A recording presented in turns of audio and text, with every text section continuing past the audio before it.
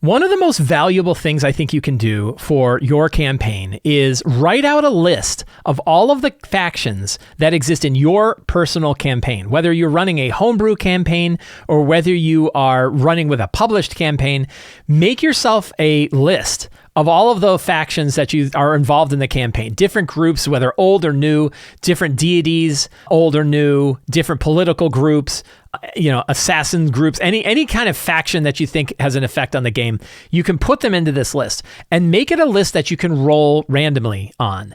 And the advantage of that is when you are doing something like taking a monument or an item or any kind of discovery that you want to drop into your game, you can roll on that faction list and see which faction might have a connection to that list. And it draws your players into the world that you're building. It ties your campaign and all the campaign elements directly into the campaign that you're building. It really brings in, it ties the players, it ties you, it ties the characters, it ties the story to specific elements of these campaigns. It's a really valuable way that you can customize lots of random rolls and lots of random lists and lots of random sources, but tie them specifically to the campaign that you had.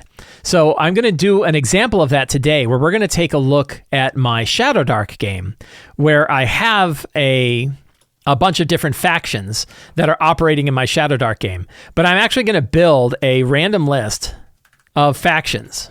And so, and the examples can go across all different things. So you can have villages. So we can have Wardenwood. We can have Aklaklik, the Goblin Village. We can have deities like Mugdalblub, sort of an elder evil. Titania, the Elven Queen.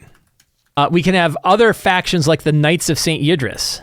We can have individual people that we might not have seen before, like Haldren. And we could kind of keep going with this as far as we want to go. We could add on a whole series of gods, Shun, Kytheros, Almazat, Undaluk, and so on. You probably don't need a ton of them. I mean, you could go as far as you want to go. You could add a D100 list, but probably somewhere like 12 to 20 is probably pretty good.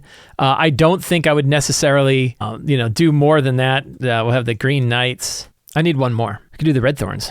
So right there, we have like a D12 list, right? And what we can do is when the characters are exploring a region, I might actually use this in my next game.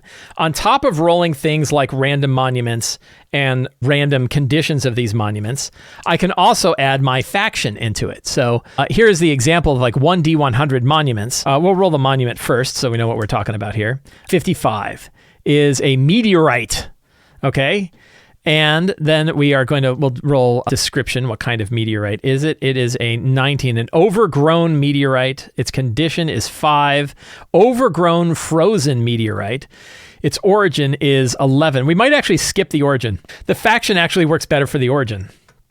And then we'll roll a D12 and we roll an 8. So we have a frozen, overgrown meteorite, and we rolled an 8 of Kytheros.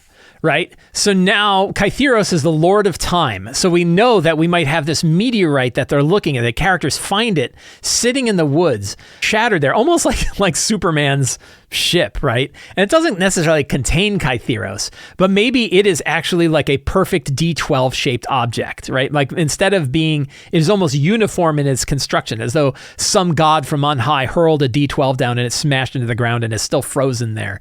And they look at this and they realize like, oh, this is some, and then you could decide like, well, how is it connected to Kytheros? Is people that are connected to Kytheros? Is time twisting around it so that when they go there, suddenly they realize like this is a hole in time where multiple realities are starting to come together.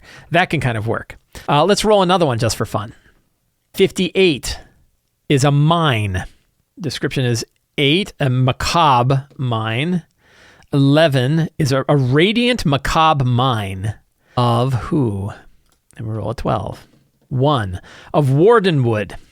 Right? So Wardenwood is the local village nearby, and it's perhaps they had a mine that they had been working on that now has like weird bones and dead people kind of pointing at it and, all sorts of strange, and there's like this weird radiant energy that's coming out of it, a radiant crystal.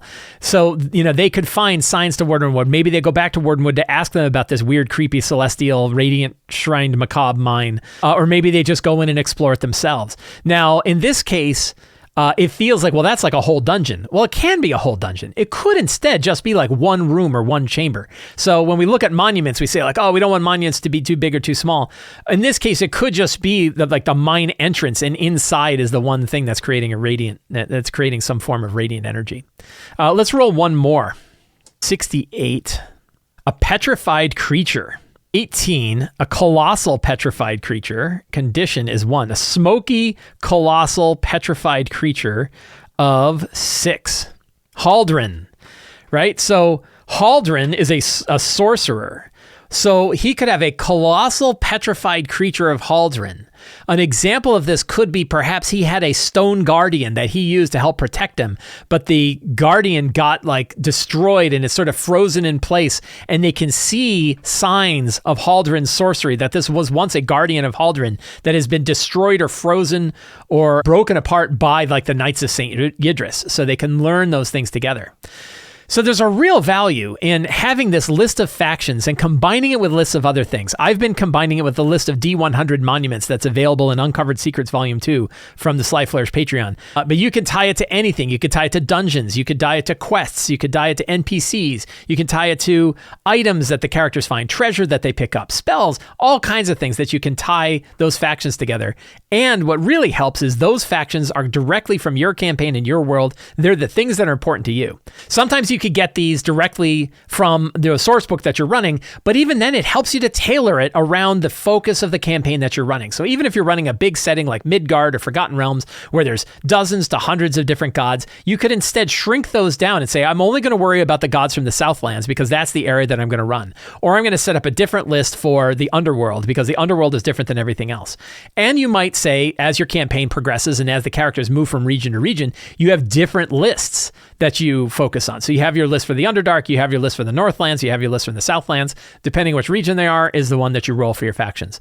But it's a really, really handy tool to have, really good for inspirational play, really good for improvisational play. You can use it during prep, you can use it during play itself to kind of give you ideas to shake up your mind about how you tie monuments, items, NPCs, quests, dungeons, and other things to the specifics of the campaign world that you've got. And it's that layer of information that really makes each of your campaign settings unique. I hope you found this show useful. If you did and you want more stuff like this, please consider subscribing to the Sly Flourish newsletter. It is absolutely free to sign up. You get a free adventure generator signing up with all kinds of cool random tables for you to roll on, and you get an RPG-related email sent directly to your inbox every Tuesday. It's totally free to sign up. You can also support me directly on Patreon. It's a very low price. You get access to a whole bunch of different tools to help you run your RPGs, tips, tricks, the City of Arches source book, different online tools to help, and the Patreon Q&A and a dedicated Discord server. And you can pick up any of my books, including The Lazy DM's Companion, which is packed with random tables, the Return of the Lazy Dungeon Master to help you prepare your game, the Lazy DM Workbook to sit in front of you running your game, Forge of Foes to help you build monsters, and tons of fantastic adventure books to give you adventures that you can grab onto and run in your game. Thank you all very much. Have a great day, and get out there and play an RPG.